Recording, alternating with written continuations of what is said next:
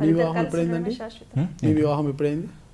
2010 అన్నా 10 ఏందండి మీ వివాహం గురించి అడిగితే అమ్మని అడుగుతారు, మీ వివాహం మీరు చెప్పాలి కదా. 2010 అని శ్రవంతి గారు ఇంటే అంతేనండి. మీ వివాహం తక్కువ అని చెప్పాలి మీరు. 2010 April 7th. అలా మర్చిపోద్దండి, బాగా గుర్తుపెట్టుకోండి. అది చాలా మెమరబుల్ డే కదా. అంటే అప్పుడు మీకు 2010 April 7th ఆ రోజు మీ ఇంటికి కోడలు వచ్చిందా, కూతురు వచ్చిందా? కూతురు వచ్చిందా? ఆర్టిఫుల్ గా చెప్తున్నారా? కూతురు లేని లోటు తీరింది. ఇక్కడ నుంచి వస్తుందా? ఈ రోజుకి అలాగే ఉందా? ఆ రోజు కూతురు వచ్చింది కదా. ఓకే, మేనా కోడలు ఒక కూతురు. మా తమ్ముని కూడా పెళ్ళైంది కదా. Okay okay. ఆయన లవ్ మ్యారేజేనా? లవ్ అరేంజ్డ్ అది కూడా. ఏందండి ఇందిరారెడ్డి గారికి దండం పెట్టుకోవాలి, కుమారులు అందరికీ కూడా. మా వారు మీరు అంటే అది మీరు నమ్ముతారో నమ్మరు, మా పిల్లలు చిన్నగా ఉన్నప్పుడు 3 అబ్బాయిలు, అసలు ఆ డిస్కషన్ కూడా అక్కర్లేదు. కానీ మళ్ళీ మళ్ళీ నన్ను టీజ్ చేసేవాడు. నేను పెద్ద అయిన తర్వాత వీళ్ళకి అందరికి ఇంటర్ కాస్ట్ మ్యారేజ్ చేస్తాను. ఇప్పుడు అది నెరవేరుతుంది అదంతా కూడా. ఆయన ఆలోచన నన్ను అట్లా అనుకుంటే నన్ను అట్లా మెంటల్ గా నేను అప్పుడే ప్రిపేర్ అయ్యిందేమో అనుకుంటున్నాను. ఆయన ఎప్పుడు మాట్లాడుతూ నా 3 కోడళ్ళను 3 క్యాస్ట్ల నుండి తీసుకొస్తానేవాడు. నేను అనేది వాళ్ళు ఇప్పుడు ఇంకా పసిగుడ్డులు సోషలిస్ట్ కదా, వాళ్ళ గురించి ఏం మాట్లాడతారు.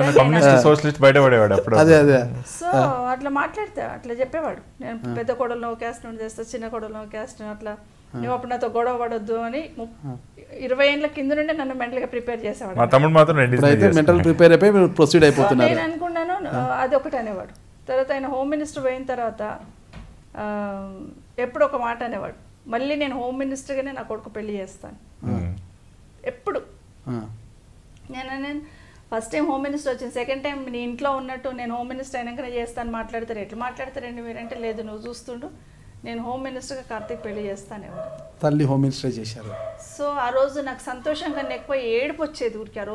ఆ రోజు మ్యారేజ్ రోజు అంతా కూడా, పెళ్లి రోజు ఆయన సంకల్పమే మిమ్మల్ని హోమ్ మినిస్టర్ చేసి పెళ్లి చేసింది అనుకోవచ్చు. అసలు ఆ పెళ్లిలో ఆ స్టేజ్ మీద తిరుగుతుంటే ఆ జనాలను వాళ్ళని చూసినప్పుడు నాకు సంతోషం కన్నా బాధ అండి, విపరీతమైన బాధ వేసింది ఆ రోజు.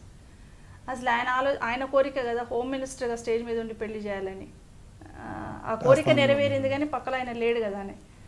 అసలు ఇంటికి వచ్చిన తర్వాత పిచ్చిగా ఏడ్చేసానండి ఆ రోజు. కోడలు వచ్చిన సంతోషమేమో. రెండో కోడలు ఎక్కడి నుంచి వచ్చారు? అమ్మాయి నల్గొండ. ఆమె కూడా రెడ్డిస్ అమ్మాయి. ఓకే, అక్కడ ఒక ఈక్వేషన్ సెట్ అయింది. ఇంకా 3వ ఈక్వేషన్ ఎలా పోతుందో చూడాలన్నమాట. అలాంటి పట్టింపులు లేవంటారా? కార్తీక్ నేను పలానా అమ్మాయిని ఇష్టపడుతున్నమ్మ చేసుకుంటే ఓకే, నువ్వు సంతోషంగా ఉంటే చేసుకో, అంతే. బ్యాక్గ్రౌండ్ ఏంటని నేను అడగలేదు వాడిని. ఏంటి బ్యాక్గ్రౌండ్, వాళ్ళ అమ్మ ఏంటి, వాళ్ళ నాన్న ఏంటి, ఆమె ఏంటి, ఇవన్నీ ఏం సాధించడం లేదా, కట్నం తేలా, ఏం తేలా, నా కొడుకుని చేసుకున్నాను ఎందుకు అన్నా, కట్నాలతోనే ఉండే కదా. మా నాన్న చేసుకున్నప్పుడు కూడా అసలు అట్లాంటి సంస్కృతి అలవాటు చేయలేదు కదా. ఓకే, సో అలా జరిగినప్పుడు మంచి సంప్రదాయాన్ని అలవర్చిపోయారు ఇందిరారెడ్డి. పెళ్లి ఖర్చు కూడా నేను పెట్టి చేసుకున్నాండి, మొత్తం ఖర్చు అంతా. మా అమ్మాయి వాళ్ళ మీద ఏం పెట్టలేదు నేను, ఎందుకంటే హై లెవెల్లో జరిగినప్పుడు వాళ్ళు ఏడ పాపం వాళ్ళు ఎక్కడ భరిస్తారు. ఇప్పుడు ప్రస్తుతానికి ఆ కుటుంబం అంతా హ్యాపీగా ఉన్నారు అంతా కూడా. నమస్కారం అండి, నేను మీ సవిత ఇంద్రారెడ్డిని. నమస్కారం అండి, నేను కార్తిక్ రెడ్డి. నాది మరియు మా అమ్మగారిది ఇంటర్వ్యూ మీరు iDreamsలో తప్పకుండా చూడండి.